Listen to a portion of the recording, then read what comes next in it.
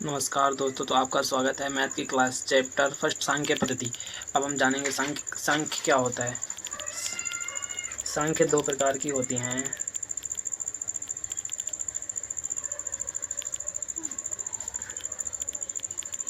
वास्तविक संख्या और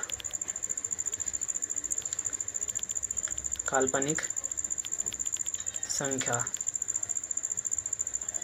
और वास्तविक संख्या के दो भाग होते हैं, परिमेय संख्या, अपरिमेय संख्या।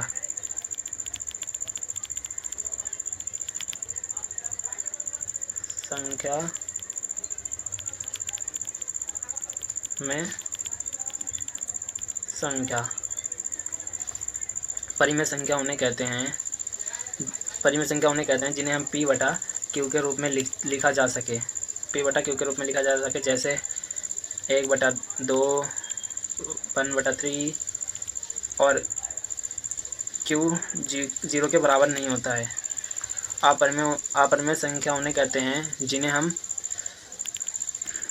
P बटा Q के रूप में नहीं लिखा जा सका, जिसे P बटा Q के रूप में नहीं लिखा जा सकता, जैसे Q बटा बराबर 0, 0/1। या आप ये परिमेय संख्या पर ऐसे नहीं लिखा जा सकता, ये अपरिमेय संख्या है। प्रश्नावली 1.1 देखते हैं क्या पूछता है इसमें। क्या शून्य एक परिमेय संख्या है? क्या इसमें से आप P बटा Q के रूप में लिख सकते हैं, जहाँ P और Q पूर्णांक है और Q 0 है। बोल रहे क्या शून्य एक परिमेय संख्या है? क्या इसे हम P बटा Q के रूप में लिखा जा सकता है? P और Q 0 नहीं है, Q 0 नहीं है। अब देखो, लिखेंगे क्वेश्चन नंबर 1 हल। हाँ, शून्य एक परिमेय संख्या है। कैसे? अभी मैंने आपको बताया था, ये 0/1 ये परिमेय संख्या होती है। तो जैसे 0/1 ये परिमेय संख्या है, इसे P बटा Q के रूप में लिखा जा सकता है, ये परिमेय संख्या है। चलो दूसरा क्वेश्चन करते हैं। 3 और 4 के बीच में 6 परिमेय संख्या ज्ञात कीजिए। 3 और 4 के बीच में 6 परिमेय संख्या ज्ञात कीजिए। 3 और 4 के बीच में 6 परिमेय संख्या।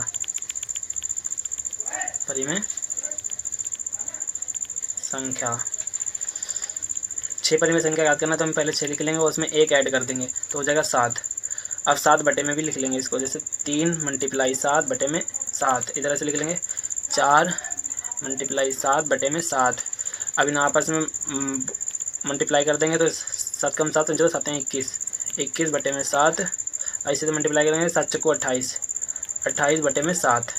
अब इसके बीच में 6 परिमेय संख्या याद करना है। 28 से देखो 22 बटे में 7, 22 बटे में 7, 23 बटे में 7, 24 बटे में 7, 25 बटे में 7,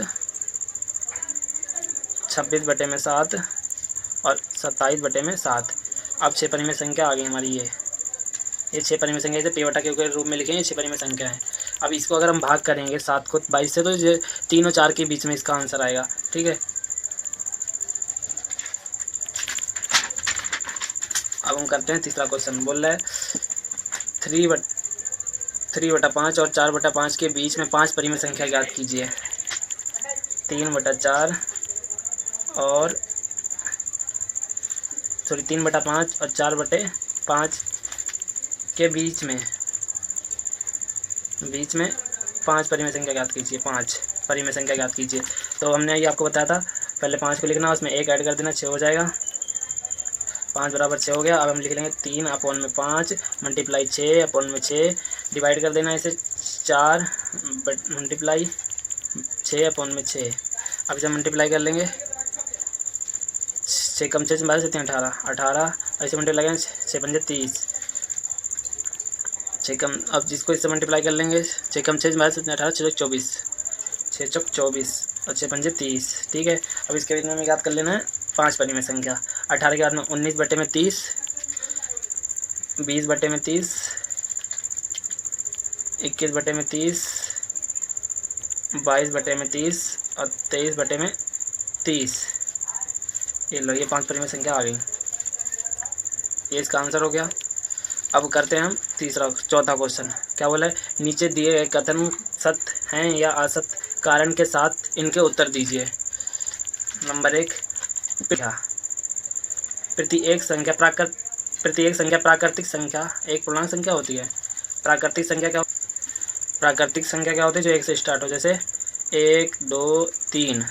अब पूर्णांक संख्या एक पूर्णांक संख्या होती है, तो पूर्णांक संख्या होती है पूर्णांक संख्या जो 0 से स्टार्ट हो, 0 1 2 3। अब इसमें क्वेश्चन में बोला गया है प्रत्येक प्राकृतिक संख्या एक पूर्णांक संख्या होती है। हाँ, प्राकृतिक संख्या 1 2 3 अनंत तक चलेगी है, तो अब प्राकृतिक संख्या पूर्णांक संख्या होती है, ये सत्य है। ये पहला वाला सत्य है, सत्य। अब चलते हैं दूसरा वाला। प्रत्येक पूर्णांक एक पूर्ण संख्या होती है। प्रत्येक पूर्णांक एक पूर्ण संख्या होती है। पूर्णांक कौन सी संख्या होती है, मैं आपको बता दूं। पूर्णांक होती है, देखो,